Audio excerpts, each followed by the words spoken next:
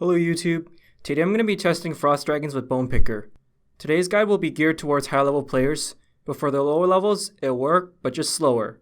So with the release of the Arc Batch 2, you can now upgrade Bonecrusher. The upgrade, which many people call Bonepicker, actually automatically picks up the bones for you. It will cost a total of 25k chimes and 25 taijutsu to unlock. Most of the activities in the Arc require 90 plus in certain skills. The fastest way to get chimes is by hunting ornithortles, if you're using the one-tick trap method. For other gathering chime methods, I'll leave a link in the description. As for the fastest way to get taijutsu, I would suggest completing all the mini-quests, as you'll be able to get more than enough.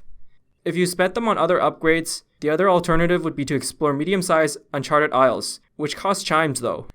So here are the requirements I recommend for you. At least 90 range, 90 in any of the skills required to do the Arc, 92 prayer because of soul split, 96 herblore for overloads, 96 summoning for pack yak, 85 dungeoneering, and some invention started. The fastest way to get here is by using the Horde Stalker ring, resource dungeon teleport, which is a single reward, or you can simply buy it for 10k dungeoneering tokens. Otherwise, the other fast way to get there is by the fairy ring code called AIQ. For gear setup, I'm using range instead of melee. So in the past, people have used melee because they're weak to melee, which is not wrong, but the reason I use range is because you're going to constantly run around, and they're pretty spread out too. And so the best weapon to use here would be a Nox bow, as it's the strongest weapon here and it has the longest range. I don't suggest using dual wield since they have a shorter range. Same goes for the tier 92 weapon, I don't know what's it called. Now if you don't have tier 90 range, tier 80 works just fine, as you're almost 100% accurate with that. As for armor, Armadillo works just fine. The perks I'm using on my armor are Biting 2, Dragon Slayer, and Crackling. I didn't augment my Nox bow since the extra cost for DPS isn't really needed here, as Frost Dragons have quite low HP anyways. Although augmenting tier 70 armor is quite cheap DPS here as well. Amulet of Zealots is the best amulet to use here with leech range strength. So compared to Anguish, it offers 18% more DPS versus 10%. The ammunition I'm using is Araxite arrows.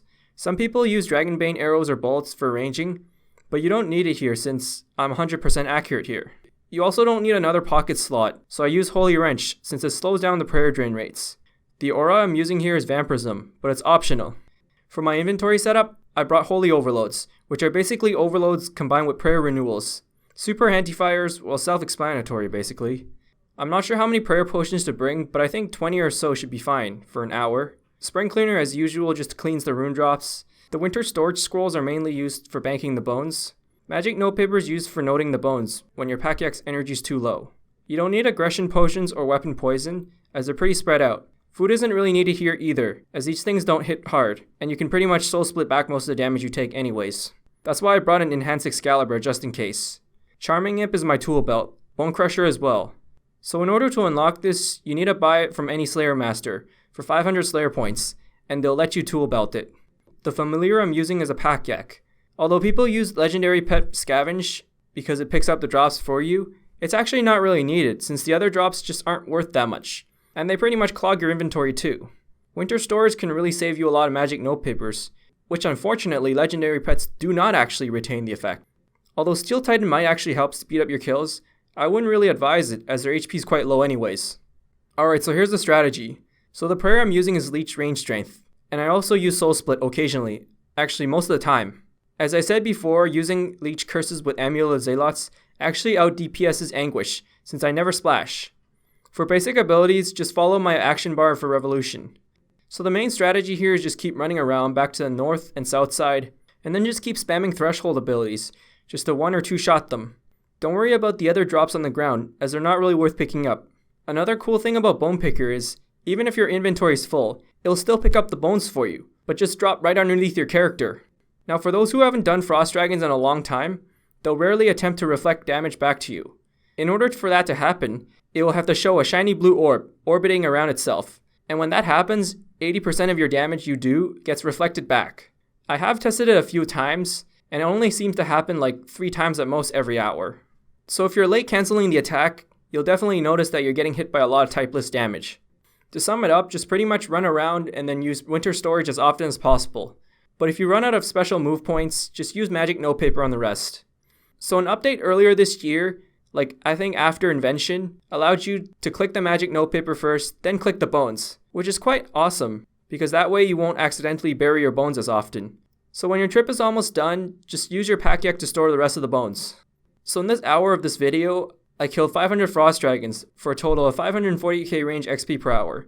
As I didn't loot the other drops, 500 frost dragon bones at today's price is like 5 mil an hour worth. If I were to factor in the costs of magic notepaper and winter storage scrolls, and maybe a little bit of the degradables, it would still be around 4.5 mil profit per hour. As for invention rates, it's decent, but it's just not the best. Charms are decent for the lower levels, and you'll get like 90 crimson charms an hour, but it's not the best. So in today's day and age, is this method worth doing, based on what I said? Well, I would say it's not really worth doing for the most part, but it's decent still. It's a great moneymaker for those who don't like bosses. The range XP per hour is pretty decent as well.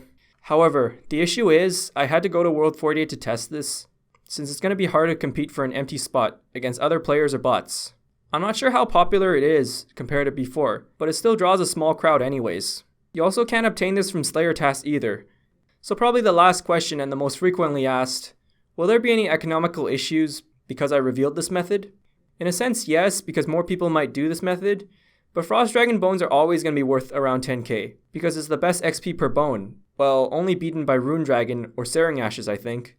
I wouldn't be surprised if they start rising again during the Illumination Aura period though. So yeah, thanks for watching and I hope it helps. If I missed anything, feel free to ask.